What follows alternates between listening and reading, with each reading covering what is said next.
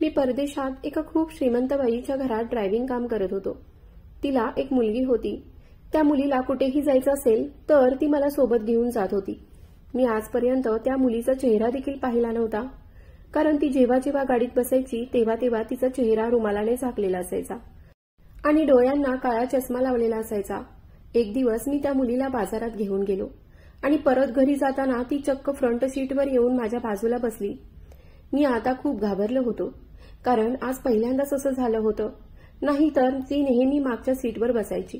आश्चर्य तर तेव्हा वाटलं जेव्हा तिने माझ्या हातावर हात ठेवला. माझं तर पूर्ण शरीर थरथर कापू लागलं होतं, कारण पहिल्यांदाच माझ्यासोबत असं काहीतरी झालं होतं. तिच्या या वागण्यामुळे मला घाम फुटला होता. ती मुलगी मला आज काही वेगळ्याच नजरेने बघत होती. मला स्वतःलाच लाज वाटू लागली होती. मी गाडीची स्पीड वाढवली आणि लवकरात लवकर घरी पोहोचलो आणि माझ्या खोलीत बसून त्या मुलीच्या वागण्याबद्दल विचार करू लागलो. तेवढ्यात माझ्या मालकिनीने मला तिच्या खोलीत बोलावून घेतलं आणि ती मला जे काही बोलली ते ऐकून तर माझ्या पायाखालची जमीनच सरकली. ती मला म्हणत होती की तू माझ्या मुलीसोबत 2 महिन्यांसाठी लग्न कर. त्याच्या बदल्यात मी तुला खूप श्रीमंत करेन आणि जर तू माझी गोष्ट ऐकली नाहीस तर मी तुला जबरदस्तीचा खोटा आरोप लावून पोलिसांच्या हवाली करेन. मला तिच्या मुलीसोबत लग्न करायचं नव्हतं, कारण मी दुसऱ्याच मुलीला पसंत करत होतो. पण माझी गरिबी आणि त्या बाईच्या धमकीमुळे मी तिच्या मुलीशी लग्न करायला तयार झालो. पण मी तिला 2 महिन्यांनी घटस्फोट देऊ शकतो या बोलण्यावरच विश्वास ठेवून तिच्याशी लग्न केलं. पण लग्नाच्या पहिल्याच रात्री त्या मुलीने माझी पूर्ण हालत खराब केली. माझं शरीर भीतीने थरथर कापत होतं. जेव्हा त्या मुलीने चक्क मला परदेशात येऊन 1 महिना झाला होता, पण इथे मला अजून कोणती नोकरी मिळाली नव्हती. तिथे येण्याचा किस्साही काही अजीबच होता.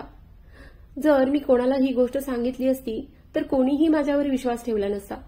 मी स्वप्नातही विचार केला नव्हता की मला परदेशात येण्याचा मोका मिळेल. मी माझ्या घरच्या गरिबीमुळे खूप काळजीत पडलो होतो, कारण माझ्या घरात माझ्या 2 बहिणी विना लग्नाच्या होत्या. त्यांच्या लग्नाचं वय निघून चाललं होतं. एक दिवस मी रस्त्याच्या बाजूला विचार करत बसलो होतो. तेव्हा अचानक एक गाडी माझ्या समोर येऊन उभी राहिली आणि त्यातून एक माणूस उतरून माझ्याकडे आला आणि मला म्हणाला, खूप उदास दिसत आहेस. जर तू म्हणालास तर मी तुझी मदत करू शकतो. मी त्याला वैतागून म्हणालो, तुम्ही जा इथून, मी खूपच वैतागलो आहे. माझं डोकं आधीच खराब झालं आहे. तर तो मला म्हणाला, मी तर तुला नोकरी देण्यासाठी आलो होतो आणि तुला माझं जर बोलणं ऐकून घ्यायचं नसेल तर ठीक आहे, तुझी इच्छा, मी इथून जातो. मग मी त्याला लगेच थांबवून म्हणालो, मला पूर्ण माहिती तर द्या. पण मी आतून खूप घाबरलो होतो, कारण मला असं वाटत होतं की हा माणूस फ्रॉड असू शकतो, कारण ओळख पाळख नसताना कोणी अशी सहज नोकरी का देईल बरं. तो माणूस मला सारखा म्हणत होता की तू काळजी करू नकोस, जर तुला तुझी गरिबी कायमची मिटवायची असेल तर माझ्यासोबत चल. मी तुला परदेशात पाठवीन. तिथे तू कष्ट करून स्वतःची गरिबी मिटवू शकशील. मी परदेशात जाण्याच्या विचाराने ताडकन उठून उभा राहिलो आणि मनात विचार केला की या माणसाची पूर्ण गोष्ट ऐकून तरी घेऊया. काय माहीत देवाने माझी मदत करण्यासाठी याला पाठवलं असावं. मग मी देवाचं नाव घेतलं आणि त्या माणसासोबत त्याच्या गाडीत बसून एका मोठ्या बंगल्यात आलो. तो मला एका मोठ्या खोलीत बसवून निघून गेला आणि थोड्या वेळाने पैसे घेऊन आला आणि त्याने ते पैसे माझ्या हातावर ठेवले आणि म्हणाला, या पैशातून तू तुझा पासपोर्ट काढून घे. मला माझ्या नशिबावर विश्वासच बसत नव्हता की माझं नशीबही माझ्यावर एवढं कसं उदार होऊ शकतं. मी पटकन तिथून बाहेर पडलो आणि पासपोर्ट बनवायला घेतला. काही दिवसातच माझा पासपोर्ट सुद्धा आला. मग मी लगेच तो पासपोर्ट घेऊन त्या माणसाच्या घरी गेलो. घरी गेल्यानंतर त्याने माझ्या हातात तिकीट दिलं आणि सोबत एक मोबाईल नंबरही दिला आणि म्हणाला, उद्या तुझी फ्लाईट आहे. तिथे पोहोचल्यानंतर या नंबरवर फोन कर, तुला नोकरी मिळून जाईल. मग मी माझ्या घरच्यांना सांगून परदेशात निघून आलो. पण मी जेव्हा एअरपोर्टला पोहोचलो तेव्हा मी तो नंबर डायल करण्यासाठी खिशात हात घातला तर मला तो नंबर मिळालाच नाही. मला आता जाणीव झाली होती की तो नंबर माझ्याकडून हरवला आहे. आता तर माझ्यावर डोंगर कोसळला होता. आता मी काय करू. इथे कोणाला ओळखतही नव्हतो. माहीत नाही तो माणूस कोण होता, पण माझ्यावर उपकार करून त्याने मला इथपर्यंत पाठवलं होतं.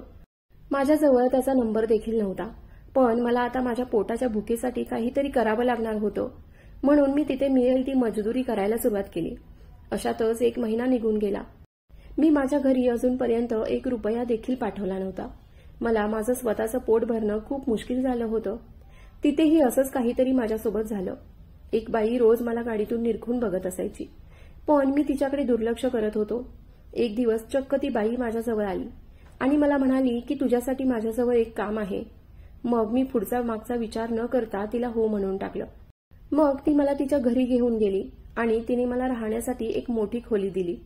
मला घालण्यासाठी चांगले कपडे दिले. मी तिथे पाहिलं की बाकीचे नोकर क्वार्टर्समध्ये राहत होते, पण तिने मात्र मला एक वेगळी रूम दिली होती. तिने मला ड्रायव्हरचं काम दिलं होतं आणि माझा पगारही खूप चांगला होता. मी आता माझ्या घरी पैसे पाठवू शकेन या विचारानेच मला खूप आनंद झाला होता. त्या बाईची एक मुलगी होती. त्या मुलीला कुठेही जायचं असेल तर ती मला सोबत घेऊन जायची. पण मी आजपर्यंत तिचं तोंडही बघितलं नव्हतं, कारण तिने चेहऱ्याला स्कार्फ बांधलेला असायचा आणि डोळ्याला गॉगल घालायची.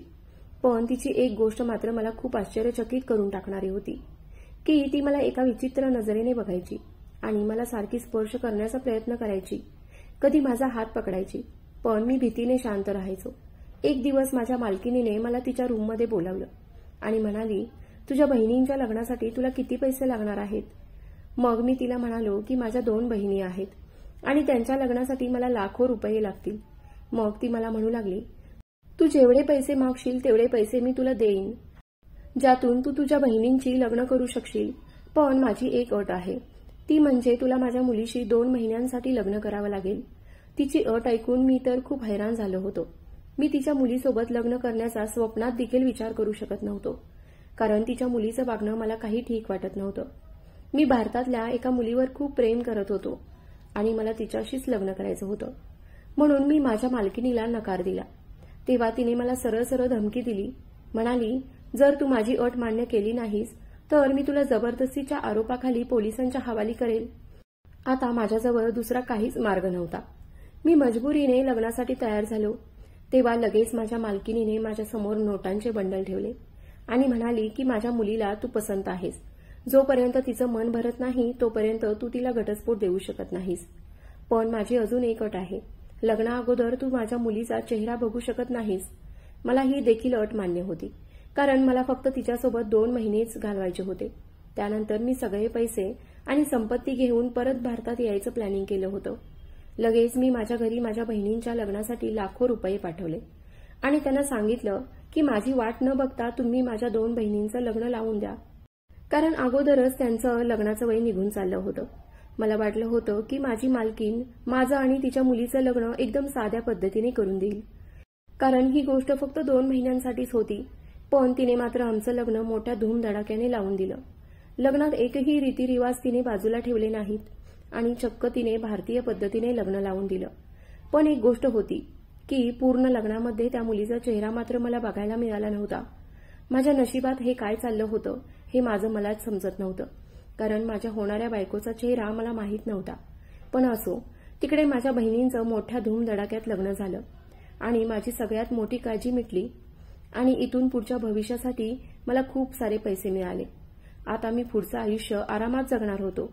या विचाराने मला माझ्या होणाऱ्या बायकोचा चेहरा बघण्यातही काहीच इंटरेस्ट नव्हता. आमचं लग्न पार पडलं, पण पूर्ण लग्नामध्ये मला माझे जुने दिवस आठवू लागले. जेव्हा मी माझं MA कंप्लीट केल्यानंतर नोकरीसाठी भटकू लागलो होतो, तेव्हा माझं परदेशात नोकरी करण्याचं मोठं स्वप्न होतं. पण घरची परिस्थिती खूप गरिबीची होती. माझ्या घरात आम्ही 2 भाऊ आणि 2 बहिणी असे आम्ही 4 भावंड होतो. मला कधी कधी माझ्या आईवडिलांचा खूप राग येत होता की त्यांनी एवढी सगळी मुलं जन्माला का घातली असावीत. मी सगळ्यात मोठा असल्याकारणाने माझ्या खांद्यावर सगळ्या जबाबदाऱ्या येऊन पडल्या होत्या. मी दिवसभर कॉलेज करायचो आणि रात्री जॉब करायचो. असं तसं करत माझं MA कंप्लीट झालं, पण मला कुठेही चांगला जॉब मिळाला नाही. मग मी एका मोठ्या बंगल्यावर ड्रायव्हरचं काम करू लागलो. तिथे मी मालकांच्या मुलीचा ड्रायव्हर होतो. तिला दररोज कॉलेजला सोडायचो आणि घेऊनही यायचो. कधी कधी तिला तिच्या मैत्रिणींकडे जायचं असेल तर मी तिला घेऊन जात असायचो. कधी कधी ती मला शॉपिंगलाही सोबत घेऊन जायची. मी आता ड्रायव्हर कमी आणि तिचा मित्र जास्त झालो होतो. थोड्याच दिवसात आमच्या दोघांमध्ये प्रेम झालं. ती दिसायला खूपच सुंदर होती. मला सुरुवातीला भीती वाटत होती की ती एका श्रीमंत बापाची मुलगी आणि मी गरीब, आमच्या दोघांचं कसं जमेल. पण तिने मला विश्वास दिला होता की काही जरी झालं तरी ती माझ्याशिवाय कोणाशीही लग्न करणार नाही. भले तिला पूर्ण आयुष्य असंच राहावं लागलं तरी चालेल. ती माझ्यावर खूप प्रेम करायची.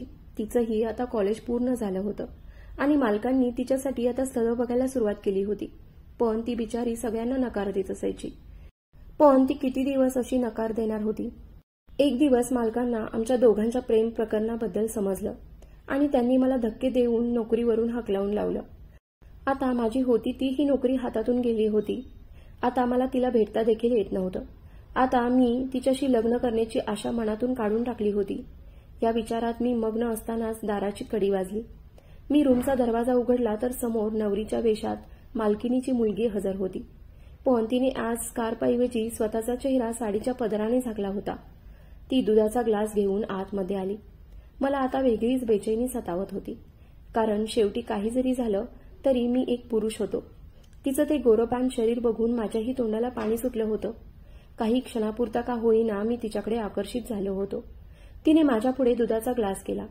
मी तो दुधाचा ग्लास 2 घोटातच संपवला. मग ती माझ्या बाजूला येऊन बसली, पण ती काहीच बोलत नव्हती. आता मलाच पुढे व्हावं लागणार होतं. आता देखील मला तिचा चेहरा बघण्यात काहीच इंटरेस्ट नव्हता.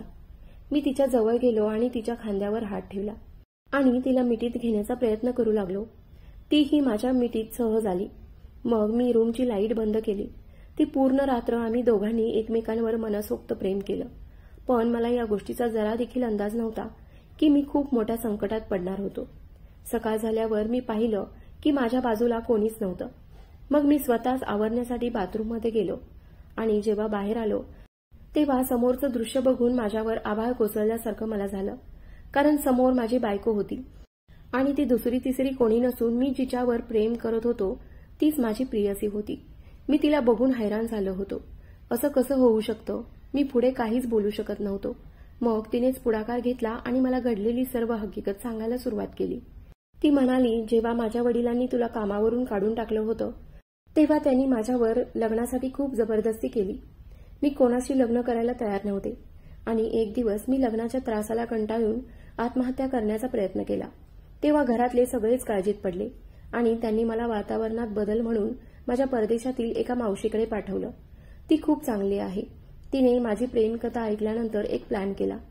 तिने आमच्या नातेवाईकांच्या मदतीने तुला इकडे परदेशात पाठवलं आणि नंतर तुला तिच्या घरात ड्रायव्हरचं काम दिलं. तिची मुलगी दुसरी तिसरी कोणी नसून मीच आहे, कारण माझ्या मावशीचं लग्न झालं नाही. तिनेही तिच्या प्रेमासाठी आयुष्यभर लग्न केलं नाही आणि माझ्यावर देखील तिच्यासारखी वेळ यायला नको म्हणून तिने मला मदत करायचं ठरवलं होतं. आता आपल्याला कोणीही वेगळं करू शकत नाही. मित्रांनो, मी नेहमी माझ्या नशिबाला दोष देत होतो, पण आज मात्र माझ्याकडे दोन्ही होतं. जिच्यावर मी जीवापाड प्रेम करत होतो आणि दुसरा म्हणजे ज्याची मला क्षणोक्षणी गरज भासत होती, तो पैसा. आता मी परदेशात सेटल झालो आहे.